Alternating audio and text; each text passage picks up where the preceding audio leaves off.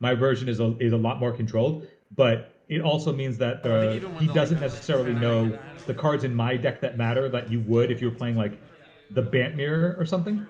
Um, so I feel like I have an edge in the matchup in that I have a better idea of what's in his deck than he does what's in mine. Except in games 2 and 3, I find out after the fact that he's playing that green dinosaur and a bunch of way more Veil of Summers than I would have ever put him on.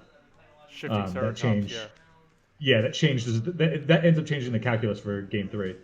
Would you say he was So on like an spoiler alert, we go to game outdated three. build, or not outdated, I but would say just he. I wouldn't say he was on an outdated build. I'd say he was on a build that was overwhelmingly skewed to try and beat up on blue mirrors. okay? Between Ceratops, multiple Veil of Summers, he had a Dovin's Veto in his deck. Interesting. Um, like he was just not interested in losing to blue, and he was overcompensating for not having red blast, in my opinion. So these are the kind of players that I want to get paired up with when I'm on goblins, and not the sneak and show and depths that I got paired up with last night. So immediately here's where I make a mistake. We've been playing next to each other all night. I know he's on Bant. He knows I'm an Esper mentor, but I didn't know that he's on uh, the enchantment. So Right. that indicates to me that he's on 4 color. And I'm thinking, okay, if his mana is stressed and he didn't lead with a basic, that because normally you would put this on a basic, right? Because he doesn't necessarily know that I'm not on Wasteland, but maybe he does. But I go after a prismatic ending on the enchantment. I don't know if that's right, and I say out loud in the match, I'm like, I think this is right, but I'm not sure. I go after it anyway because I don't think I'm going to have many targets for the prismatic ending, and I want to develop because I'm on the play and I want to get ahead, and I want to try and turn off his mana to keep him off of double green, double blue. Yeah. It ends up feeling after the fact like I ended up throwing a prismatic ending and putting myself down a card because he cantrip and I traded. And it doesn't seem like he has any mana issues, but also he's not playing red. So he just has that card as a cantrip, I guess, to make it easier to go double green, double blue, but he wasn't playing red. So there were some interesting deck building applications that he had here where I thought he was on red, and then he never showed it to me for the rest of the game. And then when I looked at his deck, he didn't have Pyroblast or Red Land anywhere in his 75. Right. I think. Well, the abundant growth decks have kind of fallen out of favor. I would say recently. I haven't seen them pop up as much, but were they running red when they were popular? Like at the peak when they were popular? So the point was that it gave you it smoothed your mana out. It tried to fill the role of Astrolabe, and then they got essentially that meant that they could still splash uh, Pyroblast out of the board. And I think I agree with Jason there, where it's like if I don't know that he's short his white source, that to go after it. I think it might have been me being too aggressive with that prismatic ending, and that was a mistake. All right, Cabal Therapy getting responded to with Brainstorm. So I actually really enjoy uh, when players go at, like when players respond with their brainstorms to a cabal therapy, because I feel like that means that in a lot of ways these matchups have cards that matter and cards that don't, right? Like a lot of the white cards oftentimes aren't going to matter. Um, and me being able to essentially, I call it balking the brainstorm. A cabal therapy making it so that the brainstorm just has to protect what card he thinks I might name, and I could be wrong, right? But Right. the fact that it demotes the power of the brainstorm really significantly. I like that feature about cabal therapy, and I don't know if it's right because I think that like there are times where it's best to name brainstorm, but it's like he didn't try and protect. I guess he wanted to protect the library, but it's like I don't know if I name library in that situation either. What did you name? Do you know?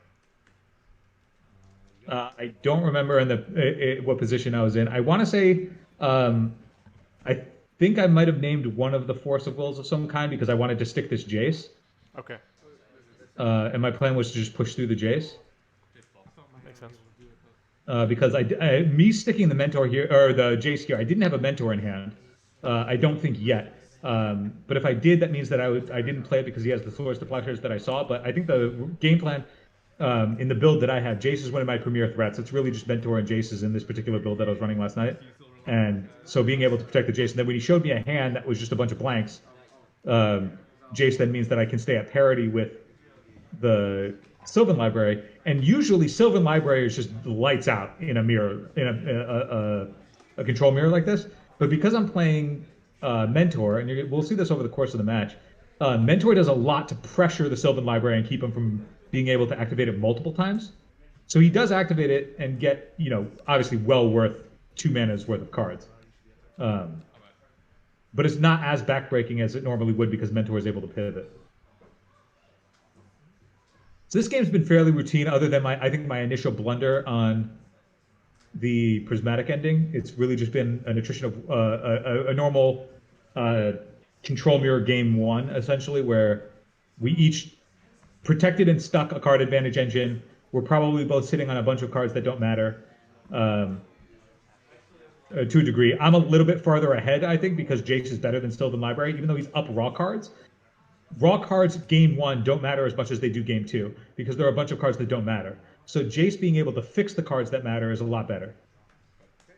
True. So he's got a mana advantage here, but because I have the Jace and it's uncontested, I'm extremely far ahead in this position in my eyes. And Uro is nowhere near as good in a deck that at least my deck has 4 prismatic ending and 4 source to Fletcher, so that's not really something that I care about. Another fetch.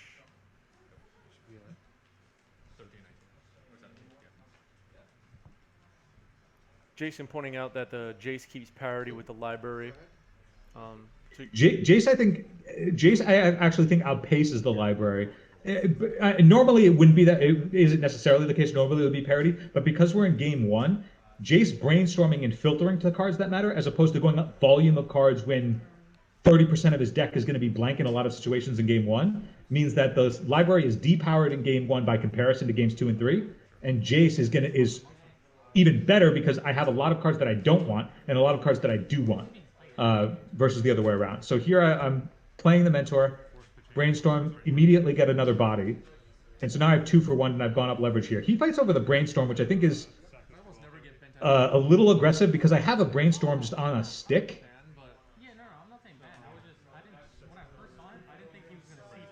That was a... Oh. What just happened? I know about the swords. I know about the swords that's in hand, and I think that's where his force of negation is a little bit fast. He knows that I have a Cabal Therapy. He knows that I know about the swords, and he force of negations the Brainstorm, even though I've been jacing for several turns. So that Brainstorm, it's like my hand's probably already reasonably set up, and if I'm committing a Mentor, I'm probably in a position where I'm planning on making sure that I can protect it from the swords that I know about. So you can protect the swords from the Cabal Therapy after I Brainstorm, assuming that I don't then fight back and fight back and fight back. But him spending 2 cards on a Brainstorm that isn't as good, and then letting me just get a freebie to strip the swords that I know about, is a mistake where now he's got to spend a bunch of resources fighting over this Mentor, which has already produced another threat. Prismatic ending targeting the Mentor. Fluster. It's pretty good. Yeah, this is me just trying to trade. Like his mana is so well developed, and this Fluster is probably not going to trade. And I didn't need to fight over. It's like in this position, it was if he fought over the swords, I have the Fluster to back to strip it. But since he didn't do that, this Fluster is just going to make another body and convert another threat. And it's like it looks like the Mentor is doing a lot of work here. His force of negation was a little bit preemptive, but it's really the fact that Jace, in this particular position, squaring off with the Sylvan Library in game one is just so much better that my hand ends up getting to be threat plus fight over the spell that I know about, plus be able to protect that had he fought over the correct, what I think would be the correct position, and then still have the Jace on the table. So it's like it looks like the Mentor is doing a lot of work, but it's really been all on the back of this Jace. So I mean, one thing to consider that I didn't think about is that the enchantment makes a mana of any color, right? So there is a position where, at least in this matchup where Jace matters more than anything, that a prismatic ending could go for 4 with the enchantment. So fighting over the enchantment, and he has one on the table, and he ended up trying to fight over the Mentor, which is going to kill him faster. But Jace is actually the thing that is ending the game. Stick another Mentor. Peak. Revealing a hand of Endurance, Sylvan Library, and a card I missed. Yeah, Peak is the card that I've been testing the last couple weeks. I wanted to see if it was good enough in my early game to pair along Cabal Therapy, as opposed to something like Preordain, and it's been hit or miss. But the thought behind it is that's the card I'm experimenting as I've been trying this deck.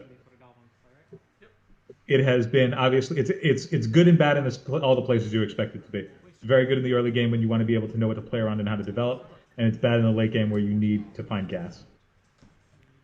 All right, so opponent scoops here, I guess because Jace and Mentors are just out of control. Yeah, he had the library, but it's the same thing, right? Like as we were saying, it's like the library on turn in game one.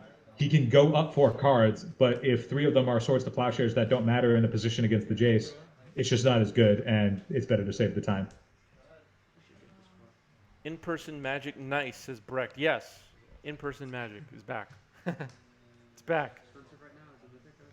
So I think my hand in game 2 is actually fairly slow. I keep a hand where I'm gonna hit my land drops, uh, and just making sure that we can develop. Also, he was on the draw. He chose to be on the draw, thinking that that's what matters. Now, sometimes that would matter if we were playing a strict mirror. I think putting me on the play is better for me than it is for him getting to go up a card because he knows that he's seen Fluster and he's seen Cabal Therapy Mentor. And so letting me get to turn 4 to go Mentor back it up with Fluster before he gets to his 4th turn and he's down a mana means that I'm going to get to leverage and then convert the Mentor into an additional card or an additional threat that's going to trade off on him getting to go up a card anyway.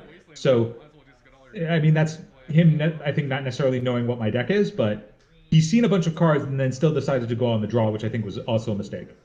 That's fair. But the other thing too is that he goes on the draw, and his game plan is to stick a dinosaur, the shifting Ceratops, which would also make me think that you'd want to be on the play. We haven't seen that yet, though, right? You don't Not know yet. about No, it does come up in this game, and we'll get to it. It's not something that I'm even remotely thinking about. Right, that's what I'm getting at. Like, this is not something that's on your mind at all at this point in time. Not even close. You'll see as this turn progresses, I take the hit, and then brainstorm. I'm gonna untap. I want to clear the threat, untap, slam a Jace, backed by a Fluster, the same way like we always do in classic control mirrors. Clear the threat, stick a thing, protect it, etc., etc. And I waste the swords on the endurance, as you can see right here, because I am not thinking I need that swords. I boarded out 2 swords. I'm not thinking that I need to save a swords for a Ceratops, which means that it's it's an interesting sideboard tech, right? Because he knows that I'm going to board out some number of swords. I need to leave in some because of Uro, but pivoting to move to where I spend it. So in his mind, he's like, me wasting a swords on the endurance, not knowing about the Ceratops is absolute gold for him. Yep. Sabine's Reclamation. Targeting a land. Okay. That's fine. So he wants to develop further. He was debating between a couple. I remember this turn. He was debating between a couple of different things to slam. I think just playing a rampant growth, I guess, is okay. I think he would have been fine to have slammed another 3-drop and continue the Haymaker because he is still up a card. Right. And I also don't know if he doesn't miss any land drops, so or at least he hasn't yet. And spending a card to go up a land in these matchups at least, once we're developed, it's not the same as like Top Miracles or something where missing a land drop is fatal because they who have more mana is usually going to win in those matchups.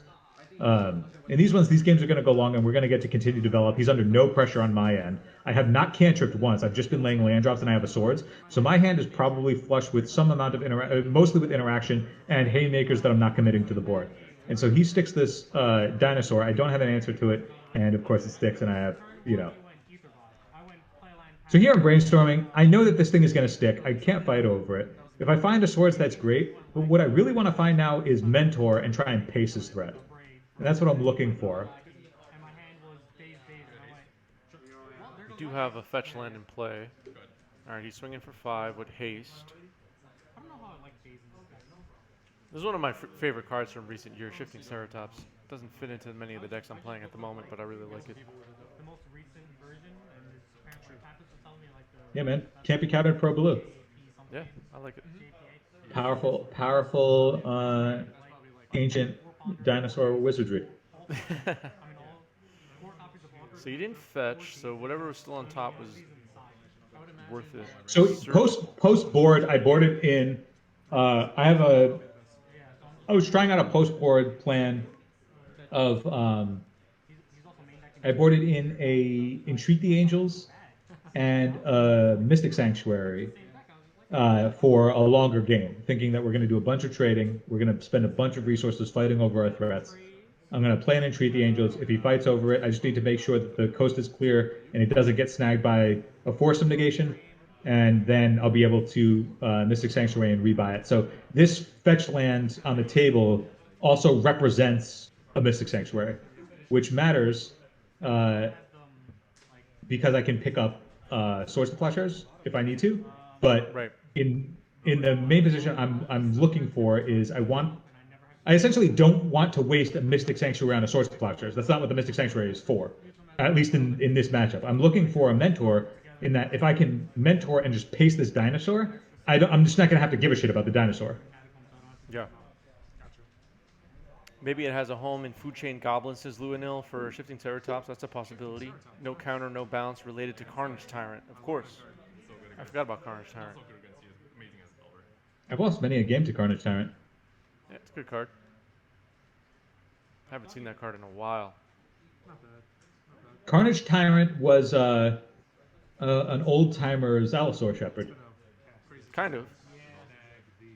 Back when you don't get to play with me cards cost a lot of mana. Alright. Took out Force of Will. We know Teferi, Dovin's Veto, and a Prismatic Ending is in hand right now, I believe. Yeah, so I shipped the Force because his Dovin's Veto's turned off. You can see I think I'm thinking about playing a threat. I think the situation, I have a mentor in hand, and I want to play it, but he has Teferi, and he'll be able to fight and bounce the mentor, and then continue swinging and clock me, and I'm at 9. Yeah.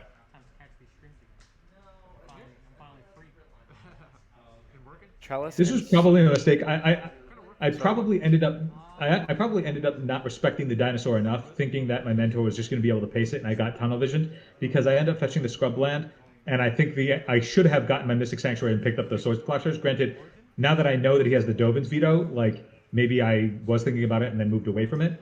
But my plan from the second I saw the dinosaur was I have to get a mentor. I have to start sticking some blockers and start outpacing the dinosaur, and so it doesn't matter. Um, but now that he's got the Teferi, I can't just play the mentor and let him bounce it and then go up. So I have to double threat. Agreed. Because now if he goes Teferi and bounces one thing, then I can hit him I can catch it on the clock back, knowing that his hand is just Dovin's Veto. Teferi, bouncing Tasigur. Disables Tasigur for now.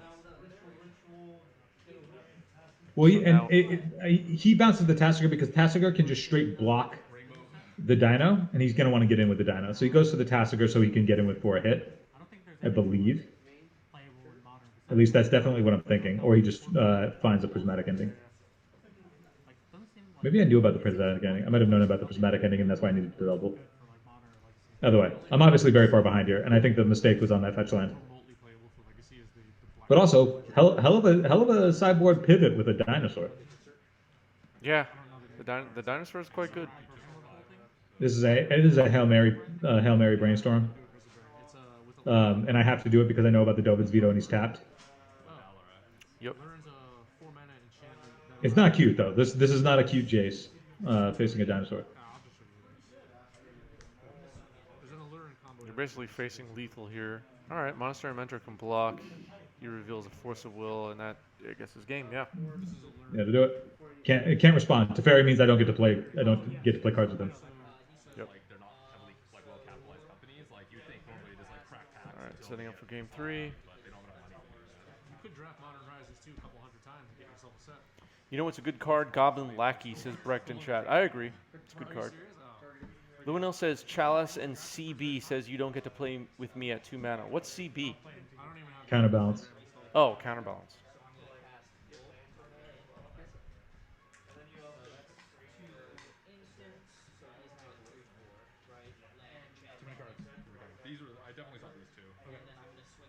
So he goes turn one ponder. He has a little deck flub. That's okay. He ends up looking at 4 cards here because he's playing too fast. So we know which cards he drew. We put 1 card back. He shuffles it because there's no other deck known information, and we just keep going. But that's what's happening right now. Gotcha. So he has a violation, Yeah, he has a game rule violation for drawing too many cards. and we will call the DCI and report it. Or I will. I will.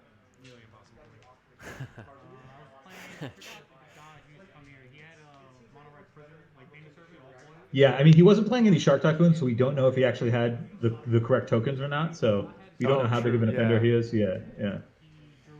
You know how people get with stuff like that. Dude, don't I know it? I've actually, this is completely unrelated to the match we're watching right now, but I've actually convinced people that I care very much about tokens, and like people are sending me messages, just pictures of their tokens. It's just like, Yeah, it's the most important thing. it's so funny.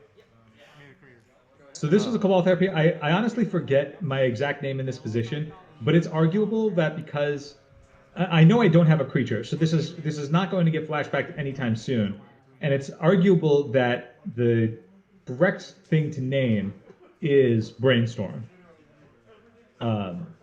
Just because he's shown me an island, he doesn't have all of his colorless online. He left a Sylvan Library on top of his deck, totally fine. It's exactly what it should be if you know the. Did you make adjustments for Game 3? Count. Oh yeah, I boarded back in. I boarded back in both my other swords, so I'm on a full set of Swords Splashers again. And what do you do with, just out of curiosity, what do you do with your Force of Wills and stuff like that in this matchup? Are you leaving them in, signing them out? I still leave in some number. In this position, because I surgicaled him in game 2, I know he's on a bunch of Veil of Summers. And so you can see, oh, that's what I named with the first Cabal Therapy. I named Veil of Summer because he didn't have green mana yet. And I was like, I'm flushed on, I had a second Cabal Therapy in hand. And I'm like, if he just holds up green mana, this is going to snag my card. So I need to play Veil of Summer now, or name Veil of Summer and try and snag it now. Because I want to be able to follow up with the second Cabal Therapy to strip something that actually is relevant. And I wanted to be able to go through and not, Cryptic Command me. So that was my thought because I knew what was in his deck. That makes sense. So here's where I get to play a Mentor. In my head, it's the natural progression of like Mentor is excellent just because it gives the deck the ability to fast pivot, and it really gets to pressure Sylvan Library, which is something that like classic win condition of list miracles doesn't have access to. I'll be honest, I'm actually quite surprised to see that Endurance is still in the deck in games 2 and 3. It's just not what the matchup is really about. There's a world where you can like ambush a Planeswalker. Yeah. It's just like the odds that happens is like if you do get to ambush a Jace or something in a situation like that, you're probably just so far ahead, right? Like it just seems like such a luxury to get into that position. But he knows you have Tasigur, right? He knows. Yeah, it's reasonable, but it's like I don't know, like stymieing a Tasigur for a turn. It's like okay, we're on a tempo game, but it's just like I don't know. I mean, it's possible that he's just like I want to be more threat dense and I want to overload Swords to Blushers because I'm on dinosaurs, which is totally reasonable. I just don't. I think in this particular style of matchup, I think Endurance is at its weakest because it's not going to be an ambush Viper. And it's not going to really catch anything out of the graveyard. In this position, he snags 2 Cabal Therapies to protect like what was in his hand and me to go off. It's fine. I mean, in this position, it like will save him a card, but I don't know if it's worth it because that means I don't snag a card in his hand, but he does have to commit a card to playing Endurance. Right. All right. So Peak reveals Force of Negation, and 3 lands. Looks like. Which is excellent for me in a position where I have a Mentor on the table. Yeah, for sure. So like I'm like very happy to see this very reactive hand while I am on the play.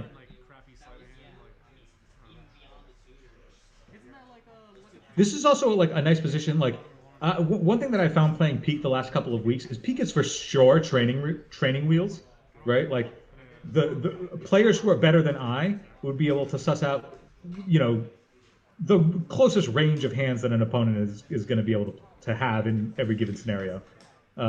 this is the play where we get into shenanigans where you were talking about. So I flash in a Hull Breacher here with the in his upkeep. I should have waited for his draw step because then I just unluckily get blown out by a Terminus here. Now I know about Terminus is in his deck. He's playing 2. And he shows me Terminus. It cleans up. So we end up trading 2 for 2 because the Terminus trades with the Hull Breacher, Endurance with the Mentor. And now we go into the tank trying to figure out how we're supposed to how he's supposed to properly stack Terminus into Sylvan Library. So when I flashed in the Hull Breacher, he announced I will decline the Sylvan Library. And then after he reveals the Terminus, he goes, oh, wait, I think I can stack the Sylvan Library. And so then we're talking about, okay, this is in competitive REL. So if he takes back the fact that he said he wasn't going to, he was going to not decline the Sylvan Library. Then we're trying to figure out, because I actually want to know this too, because I played Sylvan Library and Bant Miracles style decks before, and I want to know properly too, that if you can stack with the library trigger on the stack in your draw step, if you can reveal the miracle, cast the miracle, and then resolve drawing 2 on the Sylvan Library. Now, I would think that you could. The thing that was throwing us off was the Hull Breacher that was in play. Right. And so we're like, the Hull Breacher has to leave play in order for you to draw cards. So we have a long conversation about how we're supposed to properly do this. We don't actually have the judge in the room anymore because he went home. So we're trying to figure this out. We end up pulling the phones out and just asking judge chat. And it ends up just being a lot simpler than we thought. We thought the Hull Breacher complicated it in a way that it just doesn't. As the active player, he can stack the interactions as he wants. He knows that the Terminus is on top, or theoretically he remembered that the Terminus is on top of his deck from the Sylvan Library, so he can just stack the Terminus on top of the Sylvan Library trigger. Terminus will resolve, move the Hull Breacher. He gets to draw 2 additional cards off of the Sylvan Library, and we just go on as normal. The thing that we were trying to figure out is if in activating the Sylvan Library, if Sylvan Library trigger goes on the stack, if you have to say yes or decline before you get to put the miracle trigger on the stack. And that's just like a weird wording with Sylvan Library that we just weren't sure about. So I type into MTG Judge Chat, and that's what we're talking about. So useful resource. But it was a complication where it seems like it's simple, but the Hull Breacher made us think a lot harder on what we were supposed to do. Yeah, and you guys' biggest mistake was asking me. I'm sitting off camera what the ruling should be, and I have no idea. and Benucci's over there like, I don't know, goblin lucky you. I was actually like, I think while you guys were doing this right now, I was getting sneak and showed to death. Yeah, so you can see the player behind us is trying to also help us out, and he's doing the Macarena dance, which is symbolic of trying to visualize the stack. I see Roland Chang in the shot too. He's back there. Yeah, Roland's in the back. Apparently, Roland didn't have a good night, but I thought in the standings I saw him going into the last round at 3-0. No, I think he went like 0-3 drop or something.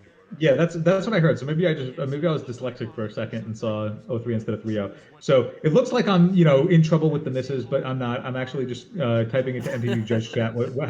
How do we figure this out? We probably should have fast forward through all this, but I'm trying to tell everybody in my phone book here to do what you love. You're just like texting random people right now. Yeah, I'm just trying to inspire people from a distance while we try and resolve this Terminus into Sylvan Library. Now, granted, like this is also we had to take the time to figure it out because I was like, okay, don't worry about the declaration that you're going to decline the Sylvan Library trigger, but the matter of if he gets to draw 2 additional cards in the position now that he's not under pressure and I tapped out, him getting to draw two additional cards and keep them is potentially a game-ending play. Yeah. So it was critical enough that we had to take the time to figure it out because it was worthwhile. So it ends up we end up finding it out. We'll see how fast we end up finding it out. But I think at this point you guys figured it out. Yeah. This is definitely like me aggressively pointing to a Sylvan Library as me saying, do you have to say whether or not you want to draw before you would reveal the miracle? And the miracle happens in the draw step, but in the draw step, we're trying to figure out if the trigger goes on the stack, if you have to say that you want to draw 2 additional cards before you get to put the miracle trigger on the stack, even though you've drawn it, right? So we end up getting through that turn relatively unscathed. After he draws a card and then we ended up passing, we go back and forth. He's Sylvan Library, and he's way ahead now. Me holding up 4 mana, I'm trying to remember where I was positionally in this one. I lost my two threats, so I don't have a threat. I think I might. I'm not sure if we're at the position. There's a point in the game where I have two Jace the Mind Sculptors in my hand, and I need to find a way, a time to protect them. And I know what his hand is because I just peeked, and so now I have to find a time to commit it. But I don't have any backup. Did he just And force your so ponder? this was a huge play. This was a huge mistake on his end that I think puts me way far ahead. So he was aggressively fighting over my cantrips because he thought the Sylvan Library was just going to pull him ahead, and he didn't want me to top deck. But I was sandbagging two Jace the Mind Sculptors, and I just didn't have protection, and I knew about the Force of Will from the peak. So he goes Force. He taps himself off of Dovin's Veto, and now I know that the coast is clear to slam this Jace unless he found something another counter spell or free counter spell off of the Sylvan Library in that one turn window. So now he's kicking himself because he tapped out for a ponder that didn't matter.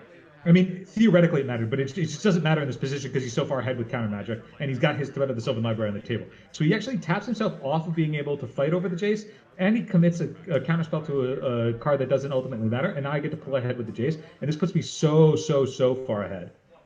Yeah, countering that ponder seemed like a big mistake. Vesuvian Doppelganger, thanks for the follow, by the way. Welcome, welcome.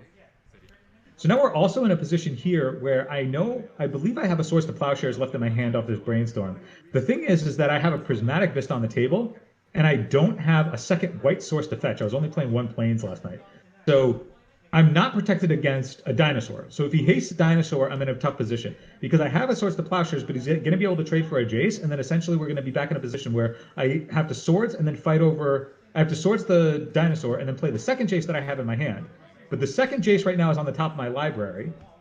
And if he slams a Dinosaur, then I have to draw the Jace because I can't let that go away because I'm low on resources and he's got the library.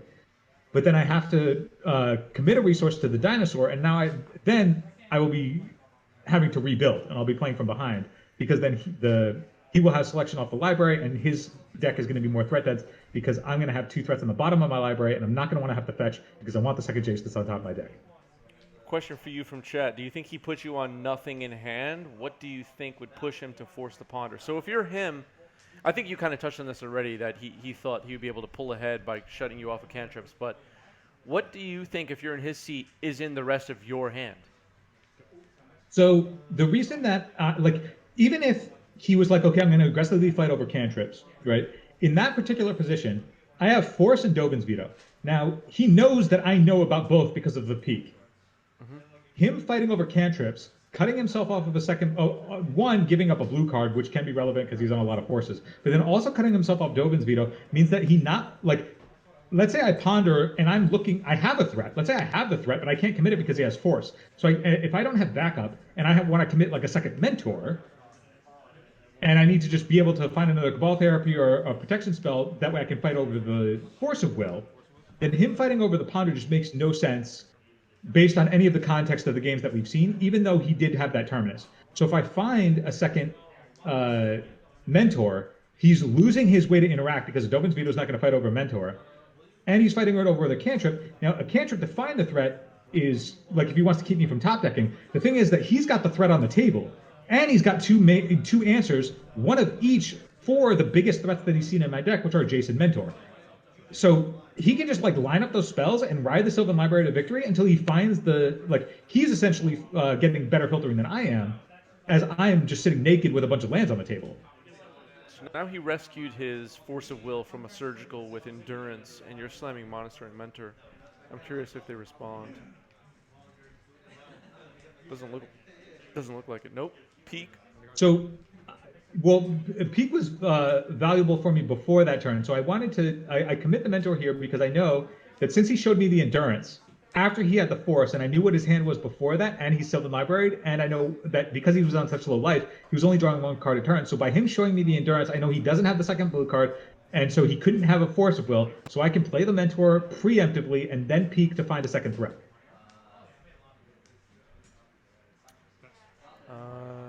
Yeah, Endurance only puts the cards in the bottom, but it shuffles them, right?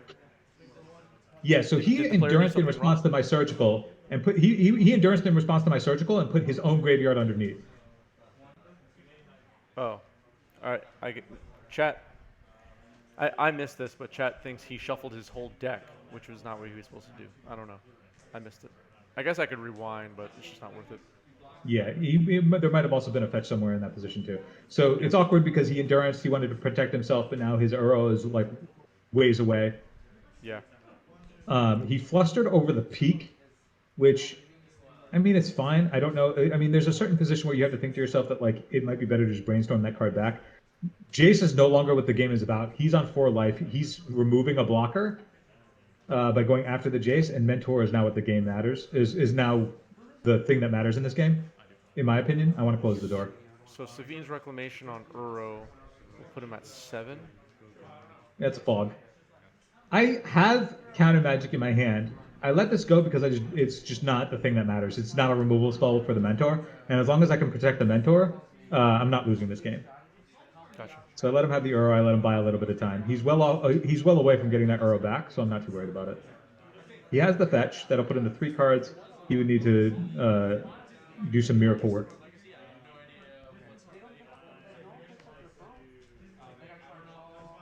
Force negation on the Jace. That was the second Jace that from a while back that I was telling you about that I left on top of my deck and I didn't shuffle. Yep. So I'd kept that. He fights over the Jace on the force negation. That's fine. Again, the game is about mentor at this point because it's at a low life total. Plow your own monk, which I fought my own monk to kill him. Yeah. So Jace puts it up to now they're swinging for 5. Source of Plowshares gives them +1/+1, and that hits them for Exacxes. Let's just see what happened with that endurance, just because I'm curious. Or was that? So after the game, as we were talking, we were just saying that the pivotal turn was him fighting over that ponder. I think, after that Terminus blowout, which looking back, I probably should have played around because I knew about the Terminus in his deck. But this game was won on the fact that he blundered on that Force of Will on the ponder. Oh yeah, he did it wrong. He shuffled his whole deck. Okay, well, we sorted that out. Don't shuffle your whole deck when you endurance people. So I was wondering. I meant to ask you this yesterday, actually. Esper Mentor in today's Legacy. Never mind whatever happened in the past. What is the point, I guess, of being on an Esper Mentor deck? What are you hoping to beat? What are you weak against? What's the rundown? I think this is a little bit deceptive. I think Esper Mentor has a preconceived notion as to what it is. Mm-hmm. I would categorize my deck more as miracles, as Mentor Miracles splashing Cabal Therapy than I would Esper Mentor, because the deck that I played was 4 Source Plowshares, 4 Prismatic Ending, a bunch of Terminus, 3 Jace. Like the shell, if you were to look at it, is much closer to what Mentor Miracles was, where I'm on 4 Mentor and then a bunch of Miracles cards. And then instead of playing stuff like Counterbalance and Portent and an additional whatever other flex slots you might think of, or like an Entreat the Angels, I splashed the Cabal Therapies. I swapped the Portents or the Preordains as they would have been for Peaks because I wanted to test that card out and see how it would play. But the only black card outside of Cabal Therapy and then Tasigur on the board was a main deck Kaya Orzhov Usurper. Right. Which is actually because I'm not playing any Baleful Strix in this list, and I can explain my reasoning for that. Kaya Orzhov Usurper is me wanting another heavy main deck threat that is good both against Uro and against Delver. If you can stick Kaya Orzhov Usurper against Delver, all of the threats outside of Murktide are now at 1, which means that Kaya is Seal of Removal for 1-drops for multiple turns. And so it will just lock them out of the game, and then you just have to care about Murktides. So it just cuts off a big axis of what their deck does. And then also it's incidental life gain, and it can mess with the graveyard in ways that matter, a la getting rid of Uros, getting rid of messing up with Delirium, et cetera, et cetera. So the Black Splash is primarily for Cabal Therapy, but then I get to free roll a Kaya Orzhov Usurper as an additional threat. So I'm playing 3 Jace Divine Sculptor, 4 Mentor, and Kaya. So the reason that I'm not playing Baleful Strix is, even though I'm playing a Scrubland, a Underground Sea, and a Swamp as my black sources, it's the same reason that I'm not playing Baleful Strix for the same reason that I argue for why I think Bant's mana sucks. So Bant is playing like Ice Fangs, double blue cards, double green cards. But now that Prismatic Ending exists, and Prismatic Ending is amazing, right? Like I can't see if you're a control player and you're not in red, uh, I can't see going into any event without Force Prismatic Ending in your deck. It's just way too good, and it solves a lot of the problems main deck that you otherwise would have had problems with. So when you're developing early in a deck like this, the same way that Bant theoretically would develop is all of your early interactions in white. You have cantrips to find your white spells to deal with early pressure so that you can continue to develop.